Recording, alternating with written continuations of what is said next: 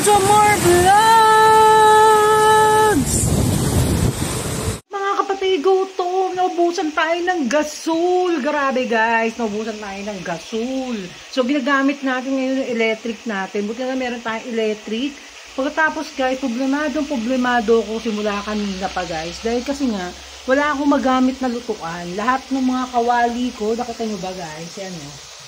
Lahat ng mga kawali ko, hindi pwede dito sa aking lutuan induction guys. Hindi ko alam kung ano ang gagawin ko. So gutom na talaga ako guys, sobra. Nakalimutan ko na meron pala akong manok na pwede kong iprito. Kasi nga dapat, langgunisan dukban. So hindi naman pwedeng lutuin dito sa stainless ko na bowl yung langgunisan dukban. Kasi papangit yun at magkakasira-sira yung langgunisa. So sayang yung langgunisan dukban natin. So hanggang sumakit na yung ulo natin guys. Ang sakit na ng ulo natin sa gutom, no? So ngayon to, nag-prito tayo ng manok. Ang ganda ng pagka-prito natin ngayon, guys. Ang ganda ng pagka-prito. So nag-prito tayo ng manok. Ilang ulam natin ngayon, guys. Yung manok talaga. So wala tayong ibang uulamin kundi itong manok lang. Pritong manok. So yan, nag-prito tayo ng manok natin. So inaan ko lang yung niya, apoy niya para hindi siya masunog. Maganda yung pagka-prito, golden brown ang dating niya, guys. Ito yung ating chicken, guys. Tapos ito yung minarinate natin na manok na, 'di ba? So ano lang 'yan, salt, pepper, pink salt, guys, pepper tsaka cornstarch lang nilalagay natin para maging crispy talaga to the highest level. Guys, grabe talaga. So yan ito, alalay lang tayo sa pagpiprito. So, ang ganda ng pagka-prito natin, guys. So, tingnan nyo. Ang ganda yan. Grabe, guys. Ang sarap. Ang bango. Para magiging mas masarap to, magiging crispy to kaysa doon sa luto natin yung pangalawang beses tayo nagluto. Guys, yan. Sarap. Grabe. Hintayin lang natin maluto. At gutom na talaga ako, guys. Grabe. Pinagtataka ko lang talaga guys, pinagtataka ko, no. Ang bilis na ubos ng gasol ko guys. No, parang yung gasol na binili namin do sa, iba kasi yung pinagbila namin guys eh. Kasi yung dating gasol namin, dun yung kay Mamang Mason. So meron siyang extra na tangke, tapos yun na lang yung binigay niya sa amin. Guys, kasi yung binili namin yung nakailan lang, nakalimutan ko kasi kailan last, pero alam ko isang buwan pa lang guys eh. Isang buwan pa lang yung gasol namin, samantalang yung gasol na binili ko kay Mamang Mason, yung gasol nila is 2 months sa akin mahigit guys. Grabe, ang tagal maubos ng gasol na yun. Ewan ko ngayon kung bakit nagkaganon. Ngayon, isang buwan pa lang ata, wala pang isang buwan. As in talagang grabe, ang bilis niyang naubos. Parang may daya yung tangke guys, baka nakasealed pa naman guys. Pero hindi ko alam, yate alam eh, ba't ganun talaga eh. Tapos napakadumi nung, sino makita yung tangke ng gasol namin guys.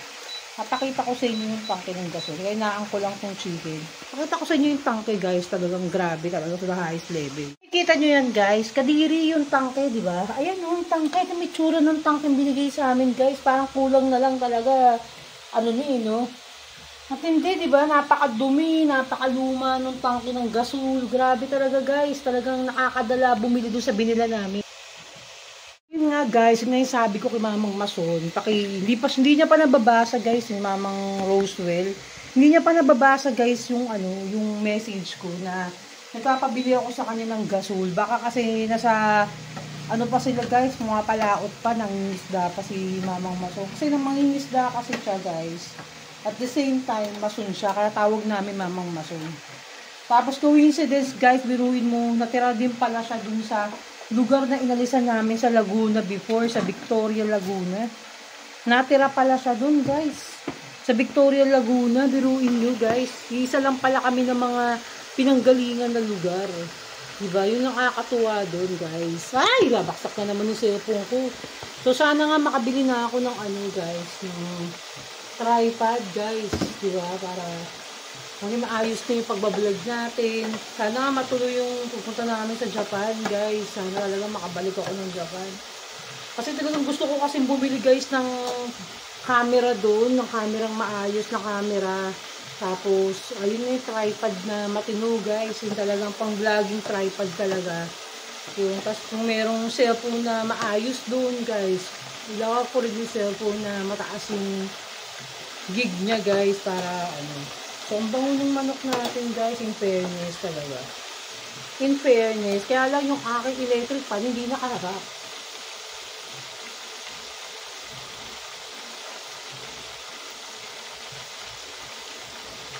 So, in fairness talaga, guys, napaka-ganda ng manok natin. Pagka-prito natin ng manok. So, ang ginamit natin talaga is pure coconut oil, guys. So, ubos na yung coconut oil ko. Grabe, guys. Ubos na yung coconut oil natin. Konting-konting na lang. Kailangan na natin umorder pag nagka-budget tayo. Ganun. Kasi nakakatakot bumili sa paligid. May mga binibenta silang coconut oil doon na nakalagay sa boteng gano'n na clear na bote. Kaya lang, hindi ako sigurado yun, guys, kung talagang purong coconut talaga yun.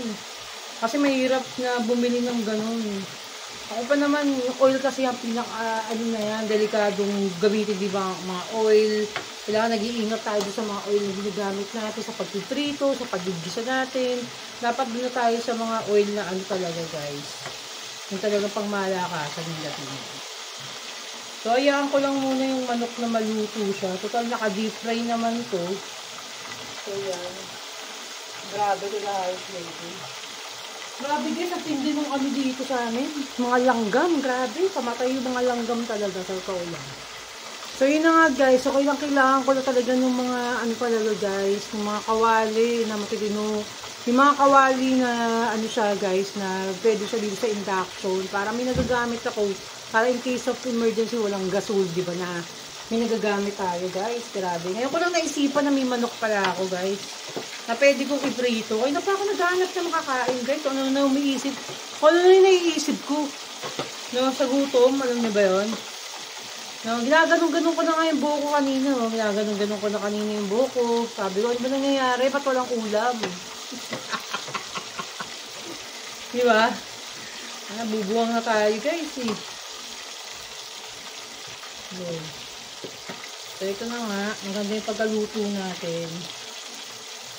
Yan lang natin. Tansayin lang natin yung init guys para mas maging maganda yung pagkaluto. Kasi yung the last time talaga, yung nagluto talaga ako nung unang-unang pagkaluto ko nito guys. Grabe guys talaga. Ang ganda ng pagkaluto ko kasi para siyang Jollibee guys. Yung datingan niya. Jollibee. Pang Jollibee to the highest level talaga guys. So, medyo ninaan ko lang yung apoy para, di ba, mas masarap. Para masarap yung labanan, guys, pagkagat natin. Para pagkagat natin, di ba, lumalaban. Lumalaban yung pagka-crispy, guys. Yung pagka-crispy ng, guys. Ha? Yung pagka-crispy ng manok. Okay? Dali. Grabe, no?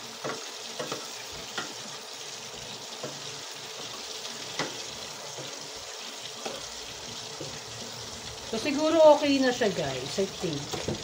Ay, hindi ba siya masyadong crispiness? So, medyo yung pa natin.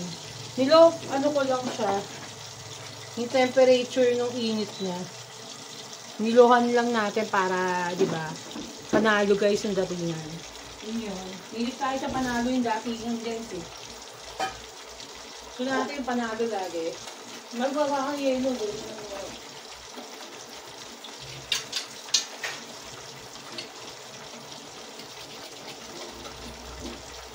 Mga PG talaga yung mga langgam dito sa amin, guys. Naiwanan mo lang na panandalian, segundo pa lang, guys. Lumalaban ng mga langgam, guys. Ano ba dapat gawin natin sa langgam? Kasi lumalaban sila, guys, eh. Alam niyo yun, pag lalabanan ka talaga to the highest level ng mga langgam. Hindi. Ngayon na ako nakita mga langgam talagang palaban, eh. Ha? Palaban talaga, guys. Minum ka, di ka pa kumakain. Baka yung mainom mo dyan, ha? Cobra. Magkakulay yan, boy. Yung cobra, guys, mag-iingat kayo, guys, sa pag-inom ng cobra. Pag walang laman ng tiyan nyo, guys, sinabi ni siya, yun? Yung artista, si Nadia Montenegro, nabulag siya, guys. Yung kabilang mata niya, bulag. As in talaga na walang laman na sikmura niya. Tapos, parang meron silang nun, palaro, yung mga artista, yung parang basta ganun. Eh, wala siyang time na kumain, guys. Hindi siya nakakapag-almusal. Yun, guys, tapos cobra yung ininom niya. Tapos ang nangyari daw guys, nagbi-bleeding siya.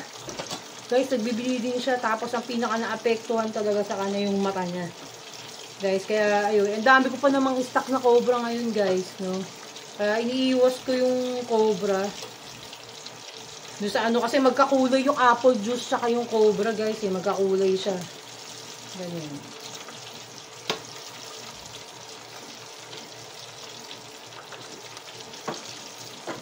So, alalay lang. Talagang matagal lang talaga yung pagluluto natin ng manok, guys. Kasi, alalay lang tayo sa init. Para hindi magmukhang, ano, sunog yung manok natin. As in, parang talagang really crunchy. Talagang, ano siya. Kasi yung iba, nag-aapurang magluto, guys, eh, di ba? Nag-aapurang magluto ng manok. Tapos, kinakalabasan. Hindi siya golden brown, di ba? Buti na lang to, napakalinis nung ano, mantika na gamit ko. As in, bago siya yung mantika na gamit natin.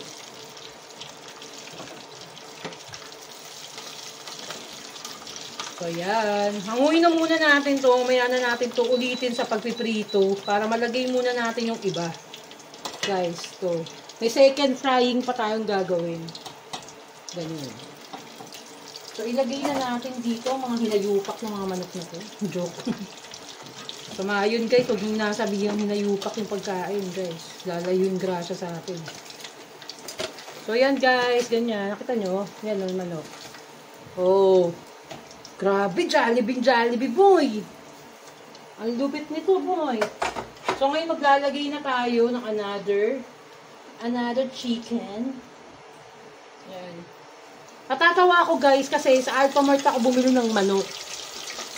No, yung manok na sa Alphamart guys, yung brand nila na sarili nilang brand ng manok sa Alphamart guys, nakakatawa. Nakakatumansik. Tubig kasi. Nakakatawa yung brand ng manok nila guys sa Alphamart. Mas mura yung brand nila ng manok kaysa sa Magnolia. Yung Magnolia na binibili ko na lumiliit din guys, yung Magnolia. Nakakatawa eh. No? Mas malaki pa yung manok nitong Alphamart guys kaysa doon sa Magnolia binibili ko. Yung Magnolia, ang presyo niya is ano, parang ano ata guys, 260 something. Ganun. Ha? Tapos, itong sa Alphamart, yung manok nila ng Alphamart, yung manok ng Alphamart, mas mura guys, 208 lang or 206. Grabe yung difference, di ba? Kakalula yung difference ng Magnolia chicken. Diba? Sabi ko na yun. Pangalan lang. Bibili ko na nga ako sa walang brand. Doon sa Alphamart. Diba? Magkano lang. Puta.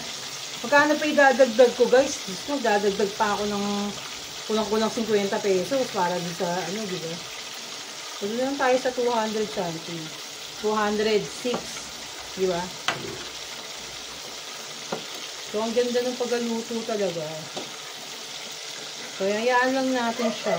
Tapos, huwag nyo inaano guys, huwag nyo ino-overloaded. Yung pag nagluluto tayo ng manok, huwag nyo ilo-loaded guys. Huwag nyo loaded din guys, yung ano. Ayan o guys. So, chicken, yun ang chicken. Okay? Hirap magano guys. So, yun na nga, ang ganda ng pag-aprito natin guys. So, ito na yung mga ganap. O, diba? Yan ang pritong manok. Tapos yan na lang yung natitira. Tapos ito yung mga naprito na. Yan yung mga naprito na. Grabe, ang sarap niyan guys. Grabe, sarap oh. Yummy balbon talaga guys. Ang sarap. Sobrang sarap. So yan guys. So alalay lang tayo ulit sa init niya. So binabaan ko yung temperature. Yan. Ano ba. Para hindi ano guys. Hindi siya masunog. Maganda ang ating pagluluto. Yan, no? O, diba? O, diba, guys? Tsaka dapat pala gagawin, guys. Ano, hindi pala sa manok lalagay yung kabinta, hindi sa flour. Para maganda yung pagka, ano niya. Kasi pag sa flour, hinalo sa flour, hindi maganda. Sa manok pala mismo dapat natin lalagay. Hindi na natin, guys, yung pagluluto. So, yung tikman natin yung isa. Tikman natin yung isang manok, guys. Kailangan. Iwasin mo muna yung manok. Alam mo ba, sa sobrang sarap, ha? Sa sobrang sarap nitong manok na to, guys. Mapapailang kain ka ng manok na to. Sarap. Chicken. Fried chicken. Sarap talaga guys. Pinakuluan ko na rin pala to bago natin i-prito kasi nga matigas nga frozen yung manok, di ba? So para mawala yung pagka-frozen niya, pinakuluan ko na. Kaya more lesson na tayo sa pag-ano, di ba? Luto na yung loob na talaga. Di ba? Kasi alam na nating luto. Saka nalilinis yung manok, guys. No, nilalagyan ko siya, pag pinakukulan ko, nilalagyan ko siya ng asin. Nilalagyan ko na siya ng asin para mawala yung kung ano mang meron doon sa manok na yun, guys, di ba? Yan. Dito nga, guys, talagang wala akong mahanap na mabibila ng fresh na chicken. Hindi ko alam kung bakit, eh. Pero sa Laguna, meron, eh. Sa Laguna, meron, eh. Dito, hirap makahanap ng fresh na manok. Sobrang hirap makahanap ng fresh na manok dito. Lahat frozen na bibili ko, puros frozen. Kasi ang hirap namang mag-ano, dahil kasi minsan, meron nagtitinda, baka mamaya, ayan yung mga manok na ano, guys. Yung mga manok na, tawag dito? Yung nasa box, alam niyo nasa box, di ba? May mga nabibili ng mga pork na nasa box, na galing ibang bansa. Ang hirap nun, guys. Ewan na nga natin, dito sa manok ng Alpha Mart, kusang galing to. Diba? Pero yung ano, in fairness to sa manok ng Alpha Mart, mas malaki doon sa Magnolia, guys, eh. Kasi yung Magnolia, guys, talagang grabe. Ang liit ng Magnolia, ang mahal. Kulang-kulang mag-300 pesos na ta. Ang tindi.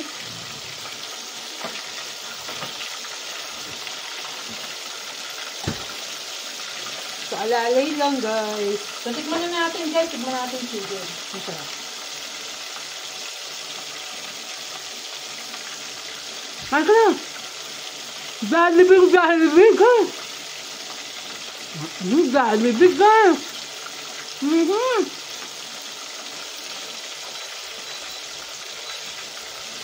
Sakto na naman yung alat, guys. Itimpla niya. Ha?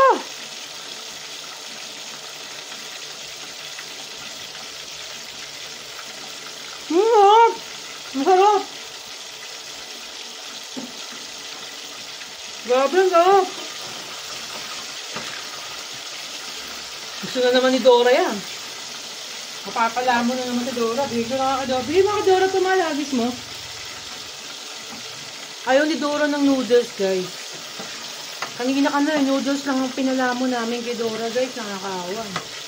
Noodles nga lang yung kinain namin kasi nga naubusan kami ng gasol, di ba? Ngayon ko lang naisipan tong manok nga. Meron pala akong manok na pwedeng iprito dito sa lutoan namin. Hirap eh. Hindi pa kasi nababasa ni Mamang Richwell yung message ko, Rosewell. Hindi niya pa nababasa yung message. Kain ka naman! Makawakan mo. Oh, nalamig eh. Ulitin ko. Kala nga. So yun na guys, ang sarap ng mga manok natin. So dito na lang sa aking vlog. Di ba tayo go to more vlogs? Babu!